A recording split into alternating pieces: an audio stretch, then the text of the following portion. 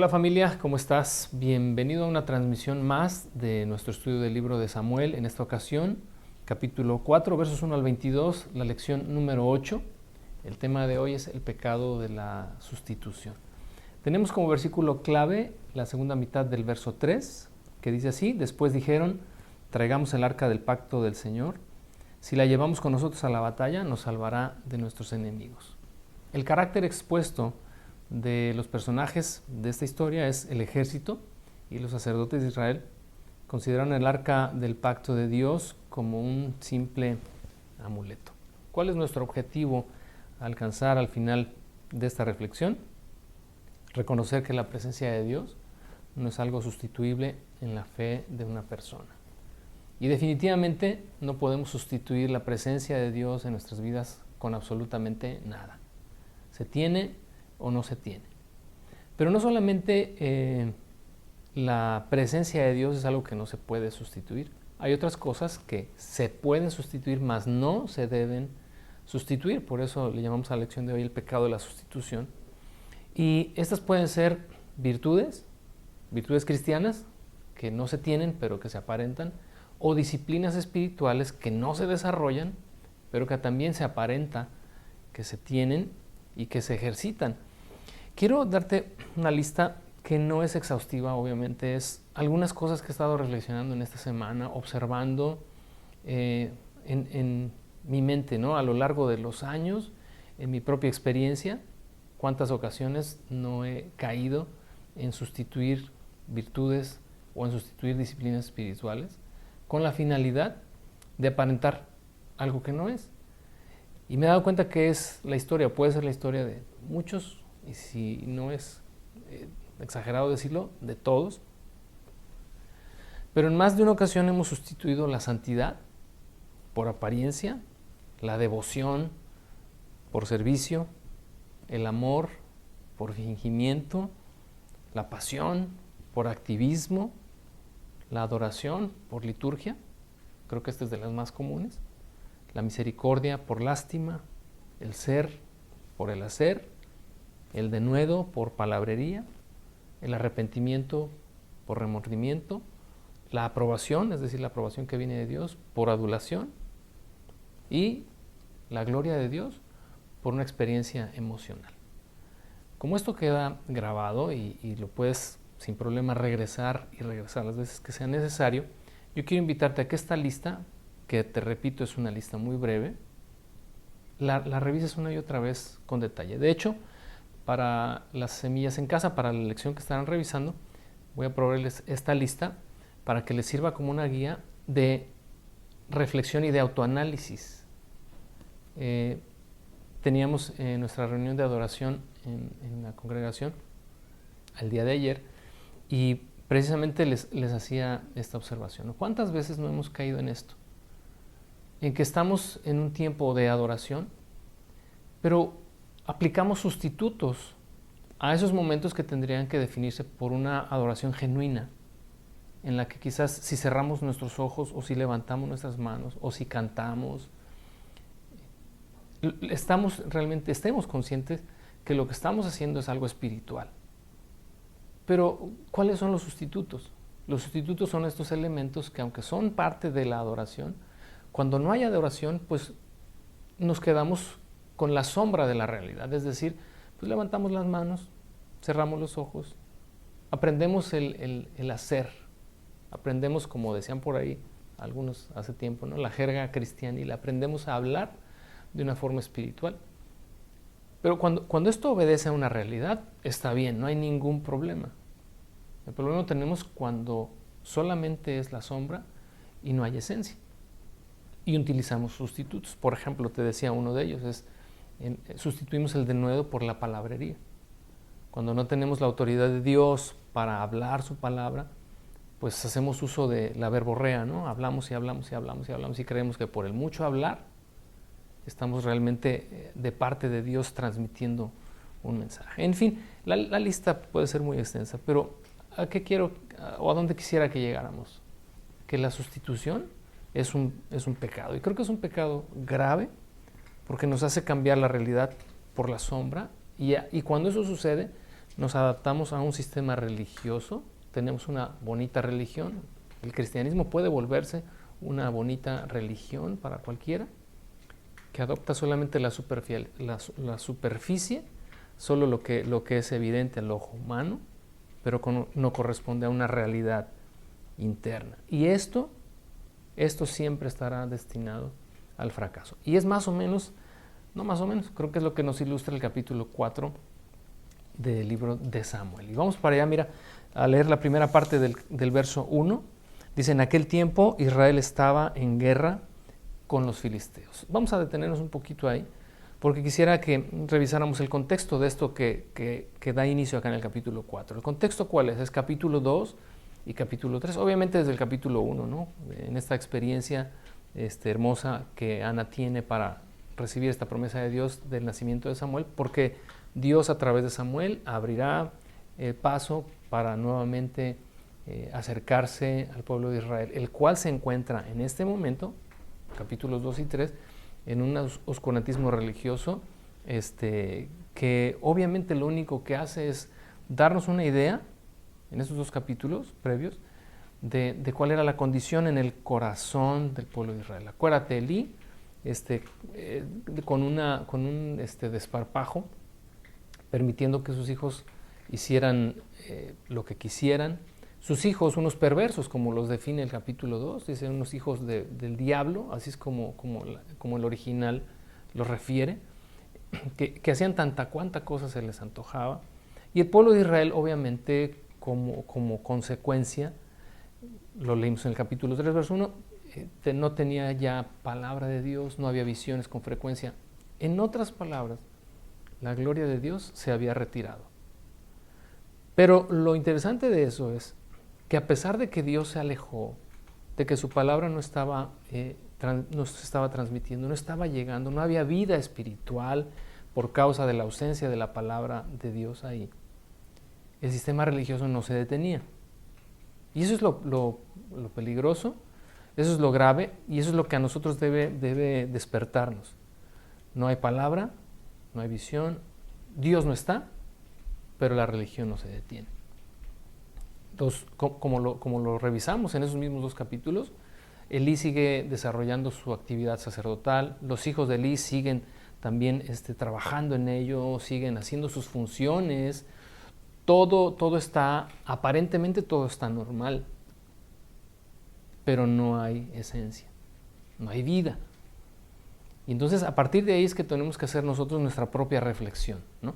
Es decir, en esto que nosotros desarrollamos como fe, a lo que le llamamos nuestra fe o nuestra vida cristiana, y así como vamos a concluir la reflexión de hoy, tenemos que llegar al momento en el que podamos estar bien convencidos que todo lo que hacemos es genuino. No podemos sustituir, por ejemplo, el amor por el fingimiento. Cuando tratamos de dar nuestra mejor sonrisa y aparentar que amamos a los demás, pero que es solamente de labios para afuera y no corresponde a una realidad. Eso es un sustituto, ¿no? La amabilidad puede ser un sustituto si no obedece a un acto genuino, y así cualquier virtud espiritual, cualquier disciplina espiritual se puede ver trastocada, contaminada con la sustitución.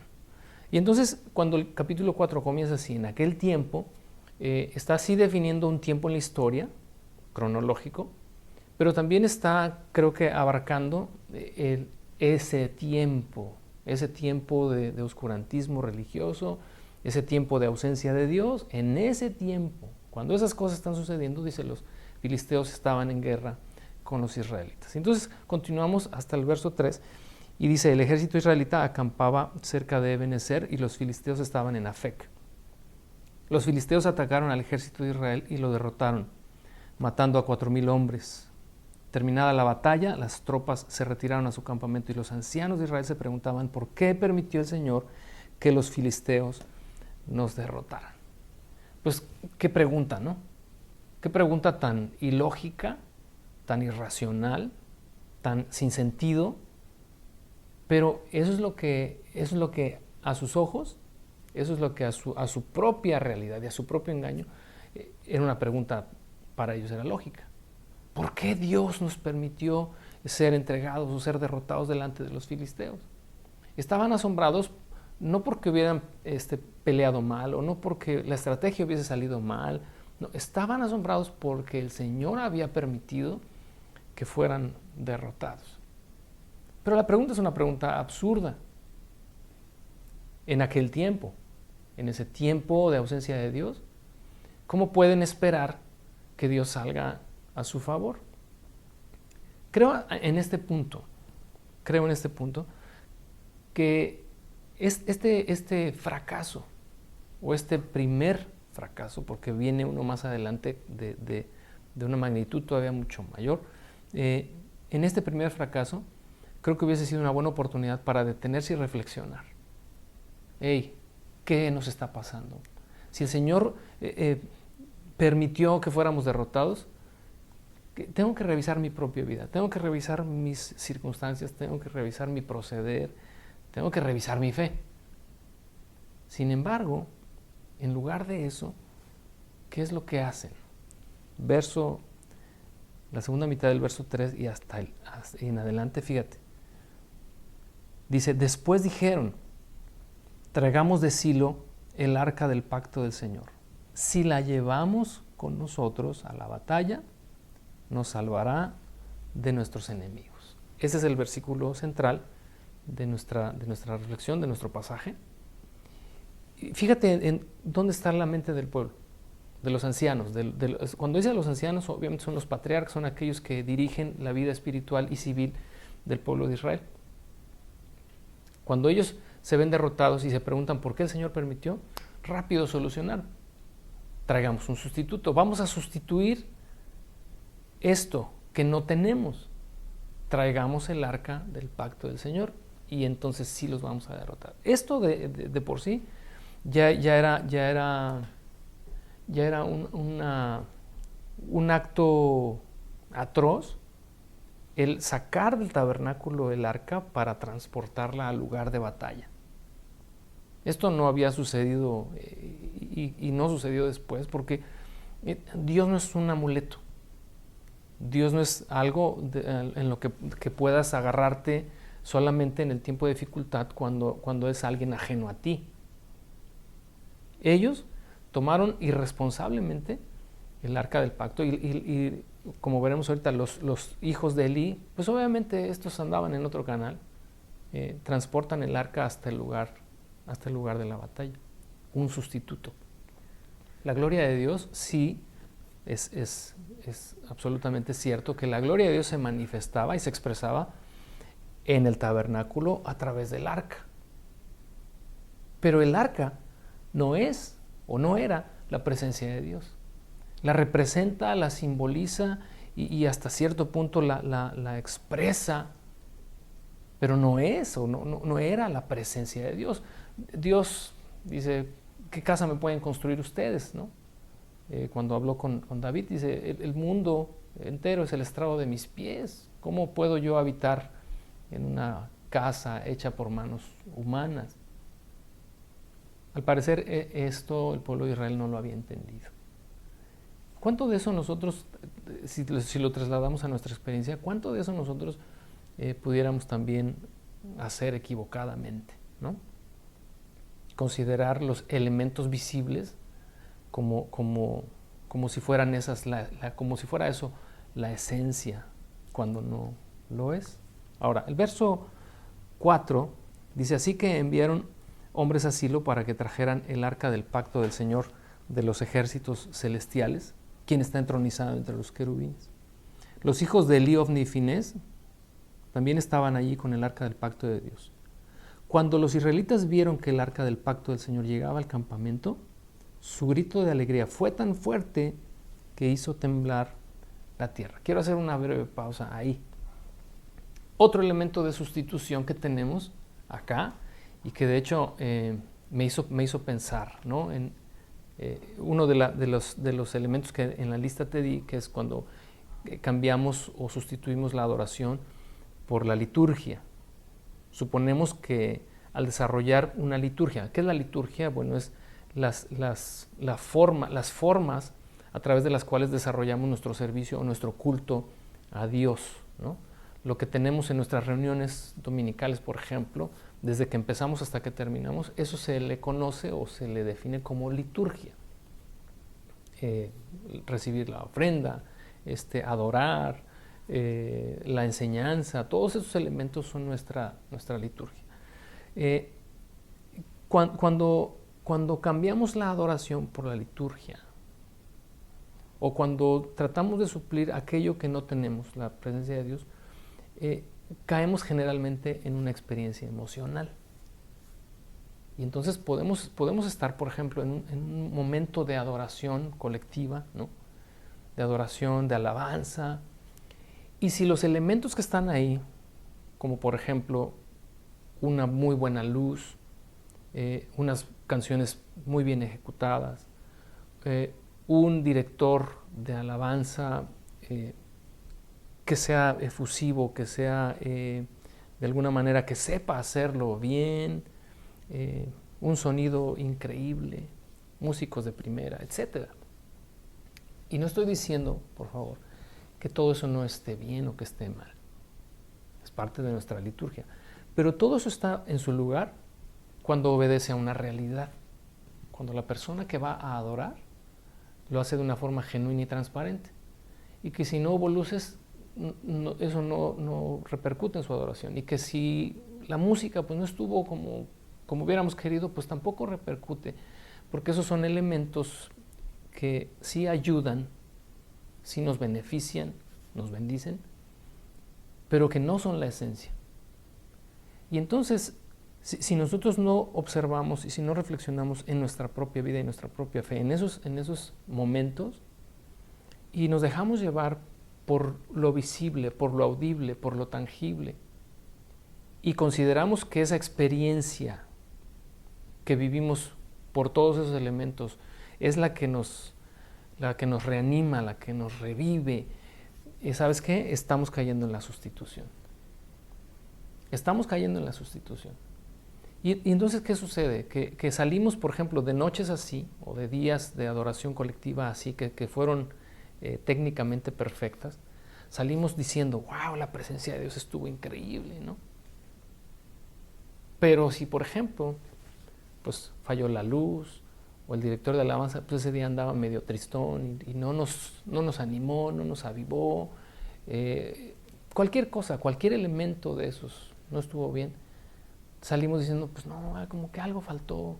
Y te das cuenta, nosotros mismos estamos, en ese momento estamos diciendo, sin decir, que esos elementos sustituyentes o sustitutivos, no sé cómo decirlo, que sustituyen a una realidad, no fueron suficientes para bendecir o para llenar mis expectativas. Y entonces pecamos. ¿Qué pasa aquí en lo que acabamos de leer? El pueblo de Israel está con el ánimo hasta el suelo porque Dios los avergonzó delante de los filisteos y porque 4,000 hombres habían muerto ese día. Pero entonces en esta locura de traer el arca del pacto, este elemento de sustitución, cuando ellos ven el arca del pacto, quiero que observes, es un elemento visible. Tal vez muchos de ellos ni siquiera la habían visto en toda su vida, porque es algo que permanecía siempre en el tabernáculo, en el lugar santísimo, a lo cual solamente el sumo sacerdote tenía acceso. Cuando la ven, dice, hubo tal euforia en ellos, dice un grito de alegría que fue tan fuerte que hizo temblar la tierra. Es la sustitución de la presencia de Dios, de la gloria de Dios, por una experiencia emocional. Vamos a continuar del verso 6 en adelante. ¿Qué estará pasando?, se preguntaron los filisteos. ¿Qué es todo ese griterío en el campamento de los hebreos? Cuando les dijeron que era porque el arca del Señor había llegado al campamento, entraron en pánico. Los dioses han llegado a su campamento, exclamaron. Esto es un desastre, nunca antes nos hemos enfrentado a algo así. ¡Socorro! ¿Quién podrá librarnos de los dioses poderosos de Israel? Son los mismos dioses que destruyeron a los egipcios con plagas cuando Israel estaba en el desierto. Filisteos, peleen como nunca antes. Si no lo hacen, seremos esclavos de los hebreos, así como ellos han sido esclavos nuestros. peleen como hombres.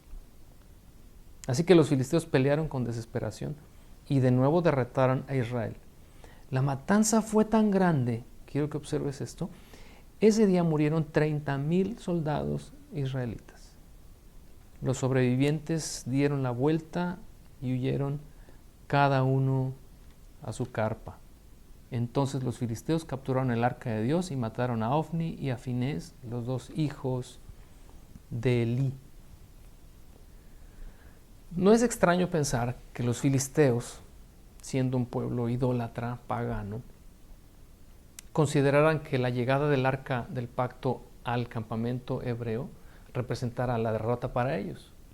Habían escuchado, ellos sabían las historias que se contaban del Dios de los israelitas, de cómo los había sacado de Egipto con mano poderosa, cómo había enviado sus plagas para liberarlos, etcétera, etcétera.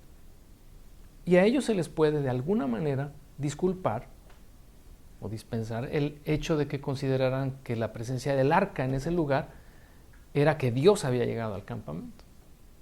No así para los hebreos. Para ti, para mí, no es excusable establecer sustitutos en nuestras disciplinas o virtudes espirituales. Pero para alguien que es religioso, es decir, que aquello que profesa solamente es como algo cultural, ¿no? Yo soy de tal religión, pero pues es algo que simplemente heredaron de sus padres y a lo que jamás se han aplicado. Simplemente es una suposición, ¿verdad?, a la que llegan. ¿Por qué? Porque tienen una afiliación superficial. Digo, no estamos juzgando absolutamente a nadie, pero a lo que voy es que los sustitutos se pueden de alguna manera disculpar en alguien que no conoce a Dios. Pero me llama la atención que nosotros como creyentes utilizamos sustitutos muchas veces. Y eso demerita en la genuinidad de nuestra fe, en lo íntegro que debiésemos ser, o íntegros que debiésemos ser delante de Dios, ¿no? Ahora, qué interesante es que los hebreos supusieron equivocadamente que el arca de Dios pudiera funcionar algo así como un amuleto. Está el arca de Dios aquí y ahora sí vamos a vencer. Fíjate, te muestro otro elemento de sustitución. Cuando la realidad de Dios no está en nuestras vidas y tenemos X situación, ¿verdad? Quizás un problema, vamos a suponer un problema económico, y no sabes cómo salir de ahí, no sabes cómo salir, no confías en Dios, no ves la mano de Dios, no ves la provisión de Dios. ¿Por qué? Pues seguramente porque lo has alejado, lo hemos alejado. Y entonces hacemos algo así como lo de los hebreos, ¿no? Decimos, pues voy a ofrendar porque yo sé que Dios bendice al que ofrenda. Bueno, pues pasarías toda tu vida ofrendando el 90%, ¿no?, de tu ingreso y aún así no recibir la bendición de Dios. ¿Por qué? Porque no puedes sustituir tu relación con Dios, tu gratitud a Dios, tu entrega a Dios con una ofrenda monetaria. Creo que me estoy explicando, espero estarme explicando en estos elementos de sustitución. En Apocalipsis capítulo 2, fíjate que encontramos también ahí, en esta iglesia, la iglesia de Éfeso, a la que hemos citado tantas veces, elementos de sustitución. Cuando sustituyes tu amor a Dios y al prójimo por el servicio a Dios y al prójimo. El amor también, desafortunadamente, siendo una virtud espiritual, podemos llegar a sustituirla y suponer nosotros, en nuestro autoengaño, pues que estamos haciendo las cosas bien. Dice el verso 1 del capítulo 2 de Apocalipsis, escribe esta carta al ángel de la iglesia de Éfeso. Ese es el mensaje de aquel que tiene las 7 estrellas en la mano derecha, del que camina en medio de los 7 candelabros de oro. Yo sé todo lo que haces. He visto, fíjate bien, tu arduo trabajo y tu paciencia con perseverancia. Sé que no toleras a la gente malvada. Has puesto a prueba las pretensiones de esos que se dicen ser apóstoles, pero no lo son. Has descubierto que son mentirosos. Has sufrido por mi nombre con paciencia sin darte por vencido. Ya quisiéramos, ¿verdad?, muchos de nosotros todas estas cualidades. Pero el verso 4 comienza así. Pero tengo una queja en tu contra. No me amas a mí, ni se aman entre ustedes como al principio. Mira hasta dónde has caído. Vuélvete a millas las obras que hacías al principio. Si no te arrepientes, vendré y quitaré tu candelabro de su lugar entre las iglesias. Pero tienes esto también a tu favor, que odies las obras malvadas de los nicolaitas, al igual que yo. ¿Qué reprimenda que nos tiene que hacer pensar?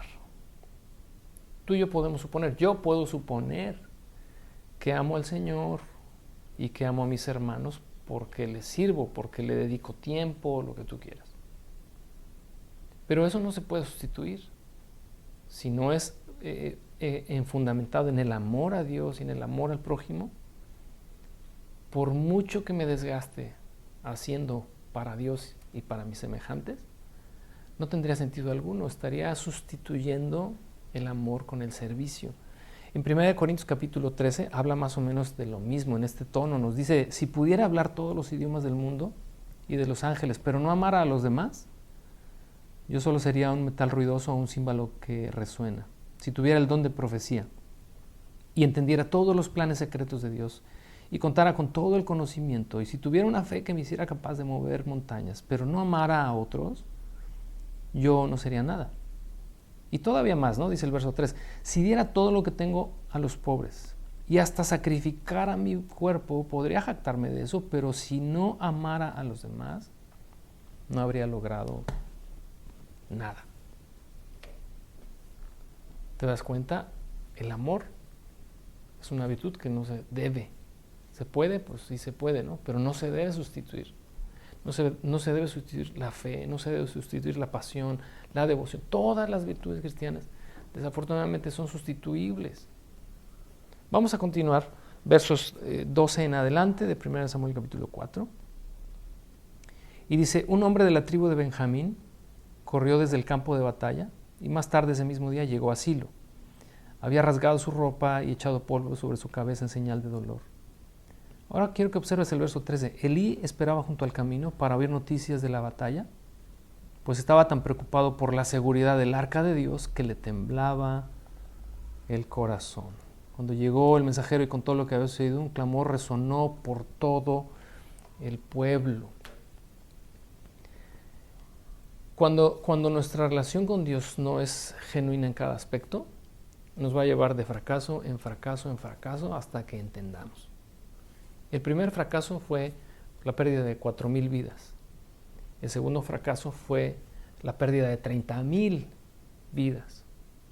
Y aún así, parece que el pueblo no entendía. Cuando este mensajero viene de regreso del campo de batalla y dice, trae polvo sobre su cabeza, rasgadas sus vestiduras, ¿por qué? Porque lo que ha pasado es algo impensable. El arca del pacto, dice, había sido tomada. Imagínate, ya para los tiempos de Samuel, cuántos años el arca del pacto les había acompañado, desde que fue hecha por Aarón y por los sacerdotes allá en los tiempos de Moisés, lo que ésta representaba. Pero obviamente, y disculpa que lo vuelva a repetir, simbolizaba algo. La presencia de Dios, nosotros lo entendemos, ¿verdad? Dios está en todas partes, es el dueño del universo. Dios no puedes contenerlo en una caja. Pero cuando viene este clamor de este hombre que regresa al pueblo y el pueblo lo escucha, dice, comienzan a escucharse gritos, ¿no? de dolor, clamor, dice, resonó por todo el pueblo. Pero Elí, dice, estaba preocupado, le temblaba literalmente el corazón porque estaba preocupado por el arca. Elí sabía que el haberla sacado del tabernáculo no era buena idea. Pero estaba tan ciego, como leímos el capítulo 2, capítulo 3 y el capítulo 4 también nos referirán ahorita más adelante lo mismo, que obviamente aunque es algo físico, creo que define la condición espiritual de Elí. Elí estaba ciego.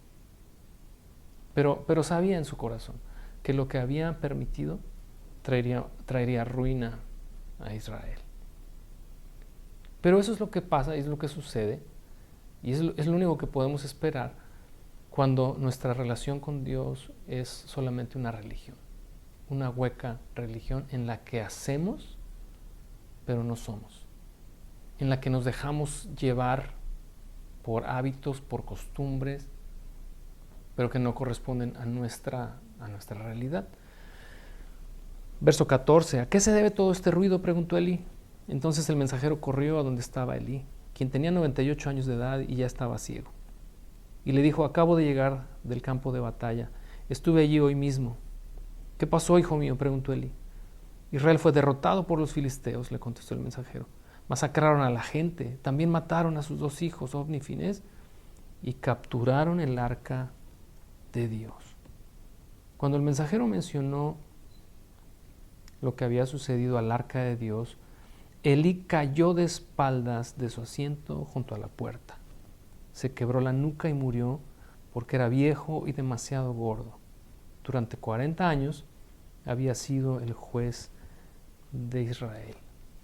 Lo que a Elí le hizo caer de espaldas no fue saber que la masacre había sido grande, ni saber incluso que sus 2 hijos habían muerto en la batalla. Estas cosas él ya las sabía, Dios ya se las había anticipado, ¿recuerdas? Dios le había dicho: tus 2 hijos morirán en un mismo día. Ante lo que Elí no se inmutó y no hizo absolutamente nada. Por lo tanto, no era una sorpresa. Pero cuando Elí oyó que el arca de Dios había sido tomada, fue suficiente como para caer de espaldas, desnucarse y morir. Y terminar ahí, porque ahí es, a partir de ese momento, es que termina una etapa en la vida del pueblo de Israel. La vida del pueblo de Israel es antes de ese día y después de ese día. ¿Hacia dónde quería llevar Dios al pueblo? ¿Hacia dónde te quiere llevar a ti? ¿Hacia dónde me quiere llevar a mí? Que nuestra relación sea una relación genuina. Para el caso sería mejor, y no te estoy induciendo para allá en absoluto, pero para el caso sería mejor no hacer nada, no suponer que somos creyentes cuando en nuestro corazón quizás sabemos que no lo somos. No levantar las manos y cerrar los ojos cuando en realidad lo único que estamos haciendo es tratando de pertenecer y de hacer lo mismo que los otros hacen, pues para sentirme parte de un grupo o de una familia espiritual. Todas las cosas que hacemos tienen que ser genuinas y tienen que ser reales, ¿no? Fíjate, el verso 19, ya para terminar, dice: la nuera de Elí, esposa de Finés, estaba embarazada y próxima a dar a luz. Cuando se enteró de que habían capturado el arca de Dios y que su suegro y su esposo habían muerto, entró en trabajo de parto y dio a luz.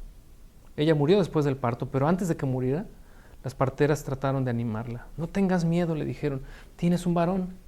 Pero ella no contestó ni les prestó atención. Al niño le puso por nombre Icabod, que significa ¿dónde está la gloria? Porque dijo: la gloria de Israel se ha ido. Le puso ese nombre porque el arca de Dios había sido capturada, porque murieron su suegro y su esposo. Y luego dijo: la gloria se ha ido de Israel porque el arca de Dios ha sido capturada. El nombre de este niño quedaría para la posteridad como el recuerdo de un hecho muy lamentable en la historia de Israel.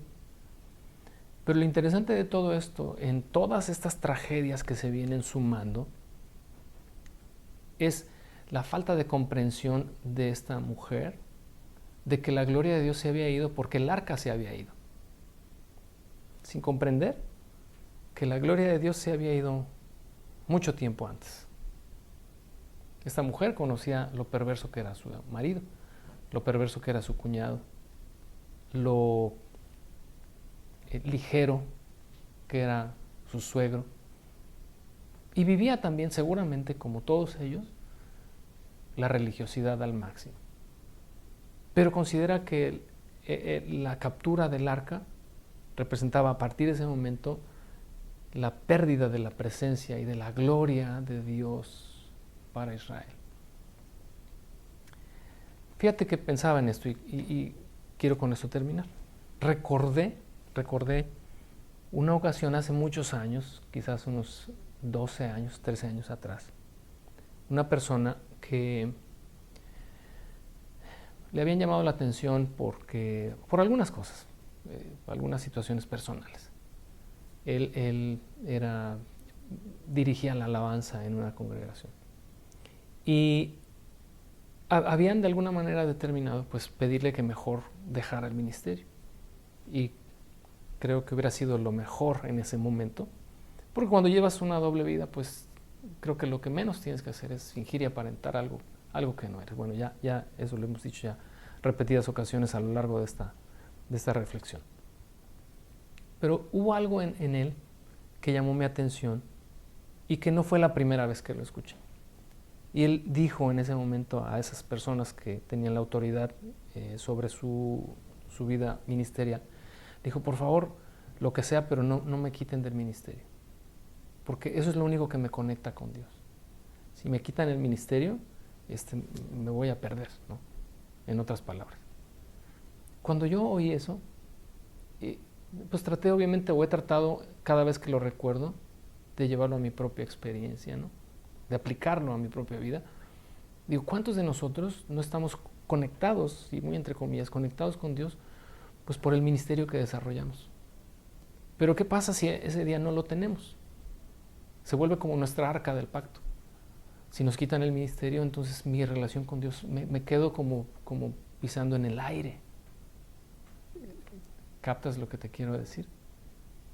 Estamos viviendo de las sombras y no hemos abrazado la realidad. Quiero terminar leyendo 2 Corintios capítulo 13, verso 5, y dice así: examínense para saber si su fe es genuina.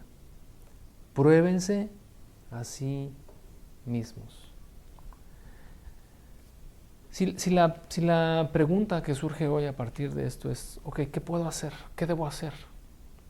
Porque sí me doy cuenta que estoy utilizando sustitutos. Hay cosas que hago, que desarrollo, que no corresponden a la realidad. Bueno, creo que 2 Corintios 13:5 nos da la respuesta. Examínate a ti mismo, no examines a los demás, no juzgues a los demás, es un asunto personal. Aplícalo a tu propia experiencia. Cada vez que hagas algo por o para el Señor, pregúntate por qué lo estás haciendo. ¿Cuál es la motivación en tu corazón? ¿Qué es lo que estás buscando? Si vas a dar una ofrenda, no es porque quieras que otros te vean. Si estás sirviendo en la congregación y esperas que los demás vean y te reconozcan, entonces estás sustituyendo. ¿Qué es lo que sustituyes ahí? La aprobación de Dios por el elogio de los demás. Es simplemente comenzar a examinarnos. Y en la medida que nos examinemos y reconozcamos que hay un sustituto, cambiar. Eso es arrepentimiento. Porque también el arrepentimiento es algo que se puede sustituir. Como te decía hace un momento, se sustituye por remordimiento. Y a veces pensamos que por el hecho de que nos remuerde la conciencia algo que hacemos, eso supone un arrepentimiento. Bueno, aquí lo vamos a dejar. Creo que nos llevamos mucha tarea. Te mando un saludo, un abrazo, que Dios te bendiga. Nos vemos la próxima semana con la lección número 9, capítulo 5, 1 de Samuel. Bendiciones.